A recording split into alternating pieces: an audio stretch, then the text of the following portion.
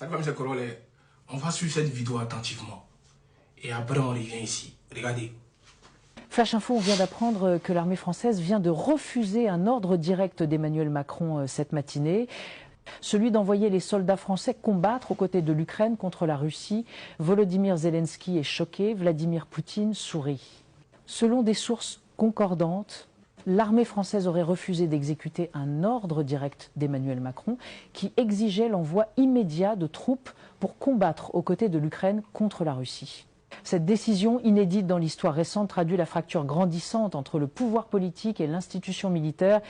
Les états-majors, conscients des risques d'une confrontation directe avec Moscou, auraient invoqué la nécessité de préserver la sécurité nationale et d'éviter une escalade pouvant entraîner la France et l'Europe entière dans une guerre totale.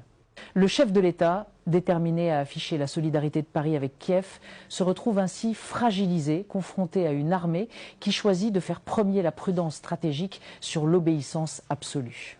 Le refus interprété comme un acte de résistance. Ah, famille, c'est fort. Vous-même, vous avez vu, vous êtes choqué parce que vous dites comment l'armée peut refuser d'aller combattre sous les instructions du chef de l'État. Ça, c'est qu'en Europe tu vois ça. Sinon, au pays là-bas, là, c'est quel président qui a dit à son armée d'aller combattre et puis tu as dit non. C'est ça qu'on appelle dingue. Ici, là, chaque personne respecte son paramètre. Vous voyez, chacun son territoire. Le président ne décide pas de tout. Mais, à ce qui paraît, c'est fort. Et demain, le 10, à ce qui paraît, il y a une grève. Ici, en Europe, où les gens ne doivent pas sortir dans les rues. Ils doivent rendre le pays paralysé parce que la France est sûrement endettée. L'économie est touchée. Jean-Luc Mélenchon a dit le 10, personne ne doit sortir. Donc, famille, c'est osé, c'est gâté ici. On verra bien demain s'il y a des gens qui vont sortir ou pas. Mais en tout cas, ça qu'elle a là. L'armée a refusé d'aller combattre pour l'Ukraine.